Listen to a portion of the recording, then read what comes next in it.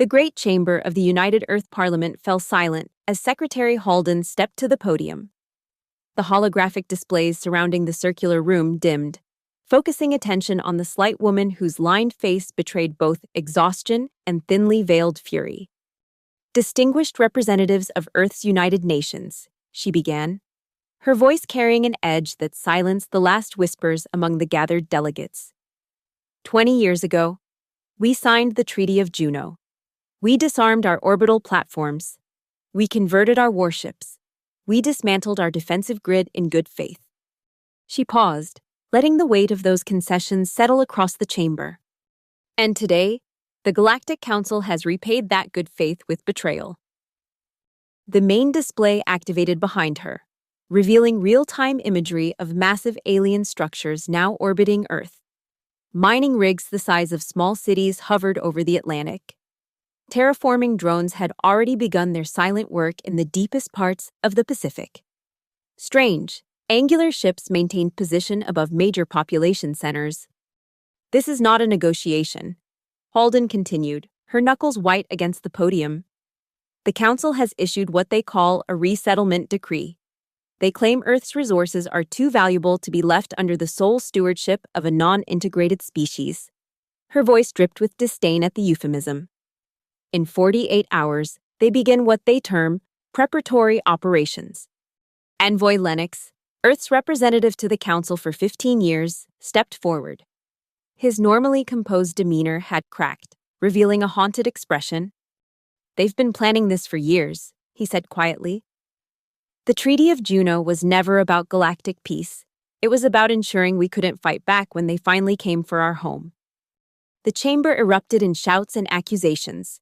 Some called for immediate surrender to prevent civilian casualties. Others demanded hopeless resistance. A few simply wept. None of them noticed the secure quantum transmission that pulsed from beneath the chamber, racing across the void to the dark side of Saturn. There, nestled within the eternal shadows of the ringed planet's poles, Commander Roy Geller stood on the bridge of the Vindicator. The massive dreadnought, one of three that constituted humanity's last, secret line of defense, had remained dormant for nearly a decade, concealed beneath the ice of Saturn's smallest moons. Geller read the transmission twice, then looked up at the expectant faces of his bridge crew. They had trained for this moment every day for 20 years. Knowing they might never be called upon, knowing that if they were, it would mean all other options had failed. "It's time," he said simply. Lieutenant Marlowe, her dark eyes reflecting the dim blue lights of the bridge, nodded once. "Awakening protocols engaged, Commander." Around them, the massive ship hummed to life. Similar awakenings occurred simultaneously within the Leviathan and Oblivion, buried beneath Enceladus and Miranda respectively. The dreadnought's obsidian hulls, designed to absorb rather than reflect all electromagnetic radiation, began to rise through the shattered ice of their concealment.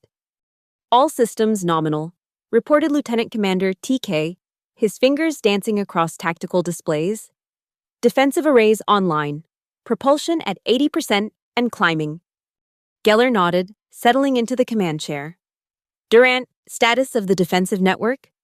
Raj Durant, Geller's second-in-command and the architect of humanity's silent defense strategy, consulted his display. "All nodes responsive, Commander. The Council has no idea what awaits them." Geller allowed himself the briefest smile. "Open all frequencies." The communications officer complied. For 20 years, these ships had maintained absolute silence. Now, at last, they would speak, though Geller had no intention of wasting words. "This is Commander Roy Geller of Earth Defense Force Omega," he said, his voice calm and measured. "Earth is not yours to claim." He nodded, and the transmission ended as abruptly as it had begun. In the council chambers on distant Proxima Centauri, pandemonium erupted. The massive, tentacled overseer Zax Mular thrashed in agitation, knocking aside smaller council representatives. "Impossible!" the creature bellowed, its translator struggling to convey the mixture of rage and disbelief. "Earth has no defense fleet. The Treaty of Juno, Was apparently circumvented, interrupted Counselor Vreen, the insectoid diplomat's mandibles clicking in what passed for amusement among his kind. Did you truly believe humans would surrender their homeworld without contingencies? Irrelevant, declared the mechanical voice of the Hive Mind Collective's ambassador. Our stabilization fleet is already en route. 40 warships against whatever paltry resistance these humans have cobbled together. The outcome is mathematically inevitable. Deep in the shadows of the chamber, the sole representative of the ancient archivist species watched in silence. Unlike the others, it understood what the humans had done. They hadn't merely hidden ships. They had hidden their true nature. For 20 years, they had played the role of the defeated, the domesticated, all while preparing. The archivist quietly accessed its private quantum channel. Recommend immediate withdrawal from Sol system. It transmitted to its homeworld. Humans have revealed Phase 1. Probability of unseen Phase 2. 98.7%. Its warning came too late. The Council's stabilization fleet dropped out of fold space at the edge of the Sol system. Weapons primed and targeting systems seeking the 3 human vessels their long-range scanners had detected.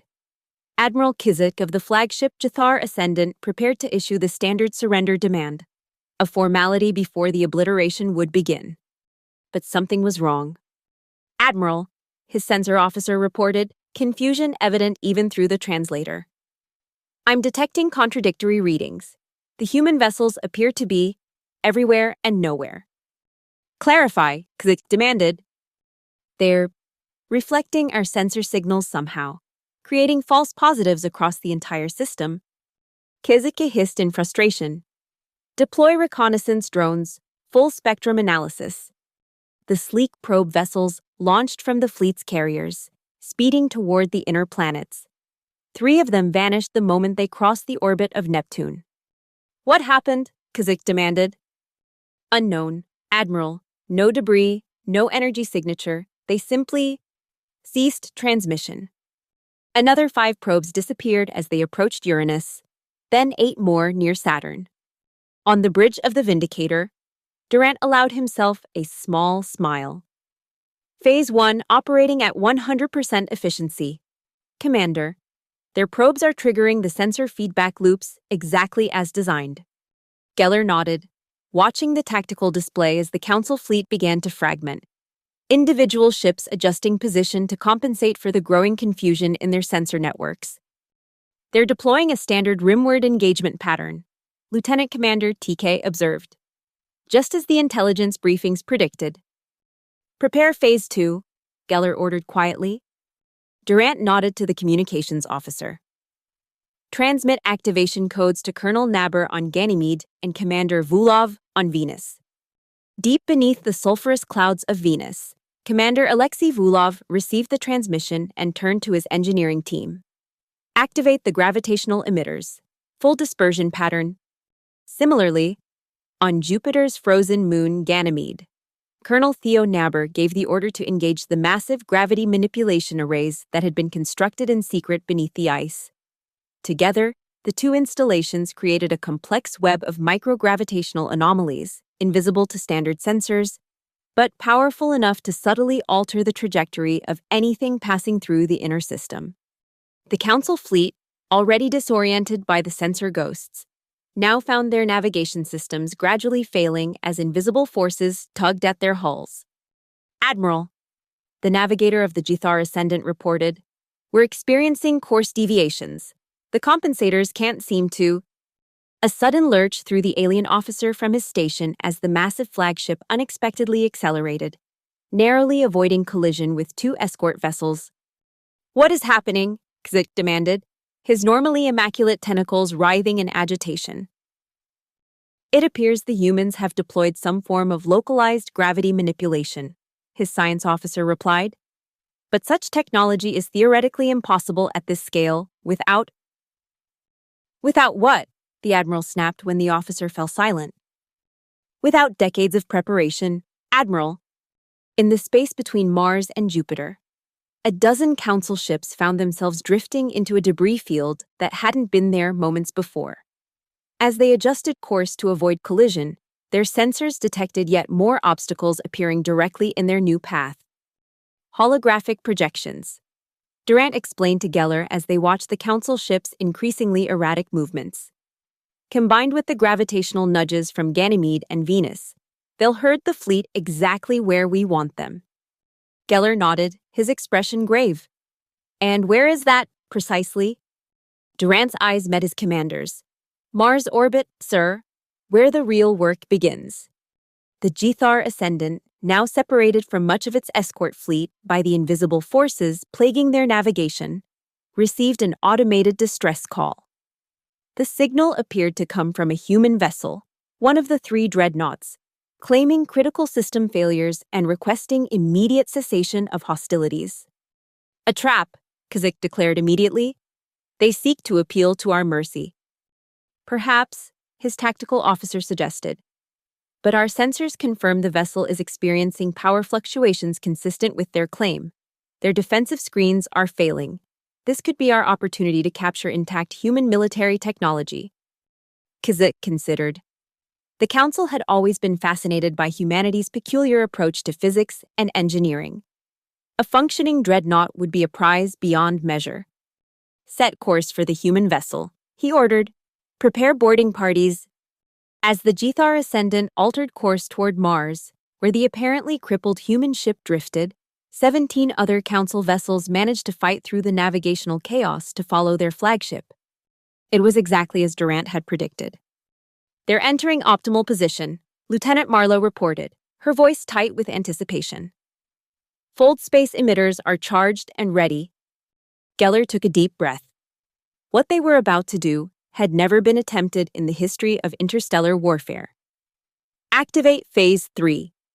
Across Mars, buried deep beneath the red soil, 200 fold space emitters simultaneously activated. Unlike traditional fold space technology used for faster-than-light travel, these devices had been modified to create localized disruptions in the fabric of space-time itself. The effect lasted mere seconds, but that would be enough. On the Jethar Ascendant, Kasich watched in horror as reality seemed to ripple around his ship. The stars blurred, the hull groaned, and then, most terrifying of all, his ship's propulsion system simply stopped. Not damaged, not destroyed, simply rendered irrelevant as the underlying physical principles it relied upon temporarily ceased to function within the affected volume of space. The same fate befell every Council ship that had followed the flagship toward Mars. Without propulsion, without the ability to maneuver, they drifted helplessly in perfect formation, 18 of the most powerful warships in the galaxy, transformed into dead metal. Now, Geller said quietly. From the shadow of Phobos, Mars's larger moon, a single projectile launched silently.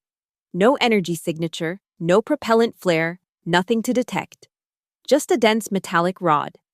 Accelerated by an ancient technology, a simple railgun to a significant fraction of light speed. It struck the Jethar Ascendant amidships, passing through the massive vessel from stem to stern before continuing into the void. There was no explosion, no dramatic burst of flame, just a perfect, cylindrical hole where the ship's central spine had been, followed by the silent venting of atmosphere and the faint sparkle of escaping debris. The flagship of the Council fleet had been effectively split in two by a single shot. Its advanced defensive screens and armor rendered useless by the temporary suspension of the physical laws they relied upon. As the effects of the fold space disruption faded, the remaining Council ships found their systems returning to normal, only to discover their flagship destroyed and their formation hopelessly compromised. Several immediately attempted to engage their fold space drives to retreat, only to discover that the human attack had somehow corrupted their navigational databases. They were trapped in the Sol system. Phase 4, Geller ordered, his voice heavy with the weight of what was to come. Durant nodded grimly. Activating signal jam satellites. Throughout the solar system, hundreds of stealth satellites that had lain dormant for 2 decades suddenly activated, flooding all communication channels with precisely calibrated interference patterns. Each pattern was unique, designed specifically to exploit known vulnerabilities in Council communication protocols. The effect was devastating. unable to coordinate, unable to even distinguish friend from foe in some cases. The Council fleet began to fragment further. Several ships opened fire on what they believed were human vessels, only to discover too late that they had targeted their own allies. From the Vindicator's bridge, Geller watched the chaos unfold with no satisfaction, only grim resolve. "Sir," Durant said quietly, "the Council ships near Jupiter are attempting to regroup. They appear to be preparing for a concentrated assault on Earth itself." Geller nodded once. "Deploy the Leviathan and Oblivion. Standard containment pattern." The two sister ships of the Vindicator, which had remained hidden near Saturn throughout the initial engagement, now moved with surprising speed for vessels of their size. They took up positions that effectively cut off the Council ships' direct path to Earth, forcing them to either engage or retreat further into the outer system. Most chose retreat. Within 6 hours of Commander Geller's initial transmission, the mighty stabilization fleet of the Galactic Council had been reduced to scattered groups of damaged vessels desperately trying to escape the Sol system. The few that managed to activate their fold space drives despite the corrupted navigation carried with them garbled transmissions that would soon spread across the galaxy. They were waiting for us. Unknown physics. Our system simply failed. We never even saw them fire. We were dismantled. In the Council chambers, the recordings of these transmissions played before a stunned audience. The overseer Zax Mular had withdrawn its tentacles into a defensive posture, a sign of extreme distress among its species. How? It demanded of no one in particular. How could they have prepared such defenses without our knowledge? The archivist, still watching from the shadows, finally spoke. "You believed them conquered because they signed your treaty. You believed them primitive because they smiled and nodded at your technological displays. You never considered that perhaps they were studying you, learning your weaknesses, preparing." "But the fold space disruption technology," protested the Hive Mind Collective's ambassador. "It violates 17 known physical laws." "Perhaps," the archivist replied. "You do not know all the physical laws." In the silent void between Mars and Earth, the 3 human dreadnoughts maintained their vigil. All active scanners had been deactivated. They had no need to broadcast their presence now. The message had been delivered. On the bridge of the Vindicator, Commander Roy Geller stood with Durant at the observation window, looking out at the stars. "Was it necessary?" Geller asked quietly, the question that had haunted him throughout the years of preparation. The Jathar Ascendant had over 12,000 crew members. Durant didn't immediately answer. He had designed the trap that had destroyed the flagship, had calculated the exact position where the fold space disruption would render it most vulnerable. "They came to take our home," he finally said. "They came in overwhelming force, believing we would either surrender or die gloriously and futilely. They never considered that we might win." He turned to face his commander. "Yes, it was necessary. Not just to save Earth today, but to ensure they never try again." Geller nodded slowly. "The silence will protect us now." "The silence?" "They'll never know exactly what we did or how we did it. They'll never know if we have more defenses waiting, more dreadnoughts hidden in the shadows of other moons. The uncertainty, the silence, will be our shield." Durant understood then. The victory wasn't just in defeating the Council fleet, it was in creating a mystery that would make them hesitate to ever return. In the weeks that followed, the Council attempted to establish communication with Earth, sending diplomatic vessels bearing offers of mutual cooperation and resource-sharing agreements. Each vessel was met at the edge of the system by one of the 3 dreadnoughts, which would maintain position in silent escort until the alien ship either delivered its message or retreated. No human vessel ever responded to any communication. They simply watched, their obsidian hulls absorbing all scans, their presence a constant reminder of what had happened to the last fleet that had come uninvited. Gradually, the diplomatic vessels stopped coming. On Earth, life continued. The orbital mining rigs and terraforming drones had been quietly dismantled, their alien technology studied and incorporated into humanity's growing understanding of the universe. The United Earth Parliament had enacted the Vigilance Protocol, ensuring that never again would all of humanity's defenses be visible to outside observers.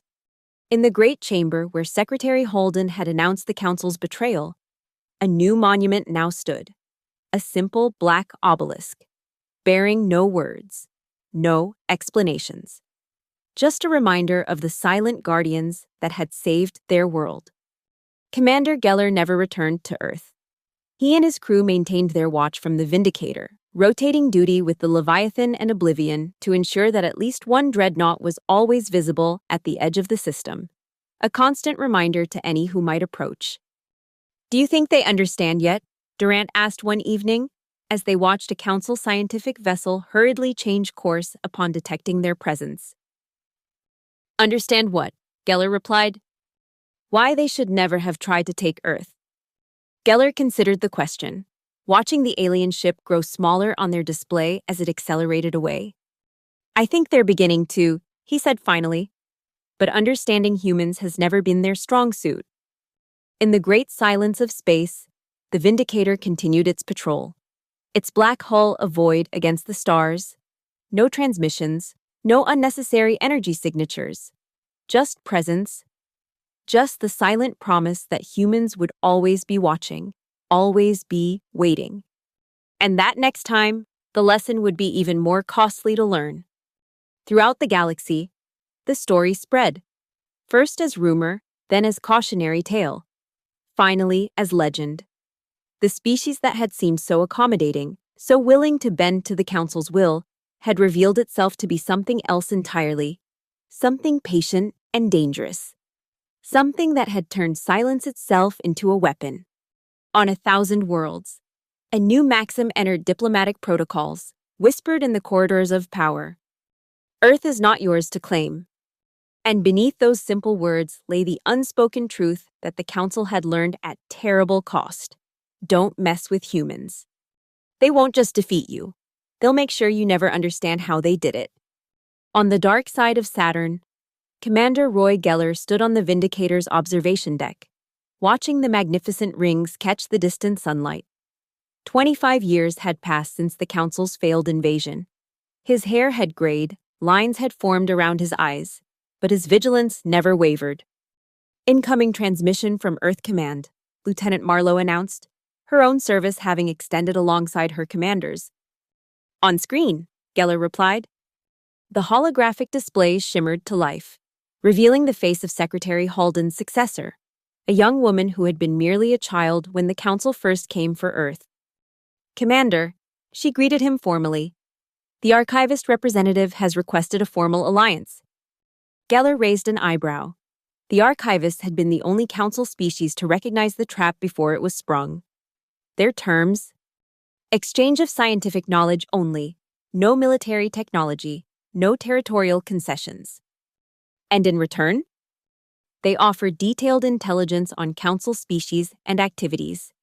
And something else: the location of 17 human colony ships that left Earth before the Treaty of Juno. Ships we thought were lost. Geller felt something he hadn't experienced in decades: hope. They survived. More than survived. "Commander, they've established outposts in the Sagittarius Arm, beyond Council space. They've been developing their own technologies, their own defenses." "We're not alone," Durant said quietly from beside him. "We never were," Geller replied. "We just needed time to find each other again." He turned back to the transmission. "Tell the archivist we accept their proposal, but our primary defensive protocols remain in effect." "Understood, Commander. Earth Command out." As the transmission ended, Geller turned to Durant. "It seems our silent watch may eventually have an end." Durant nodded thoughtfully. "But not today." "No." Geller agreed, looking back out at the rings of Saturn, at the eternal silence of space that had become humanity's greatest ally. "Not today." In the void between worlds, the Vindicator continued its patrol, its obsidian hull reflecting nothing, its presence speaking volumes without a single word. The message remained the same as it had been that first day, when Geller had broken 20 years of silence to deliver humanity's defiance. Earth is not yours to claim. And across the galaxy, those who had once looked at the Sol system with greedy eyes now turned away, seeking easier conquests, simpler prizes, for they had learned what happened to those who failed to heed humanity's silent warning. They had learned why you don't mess with humans.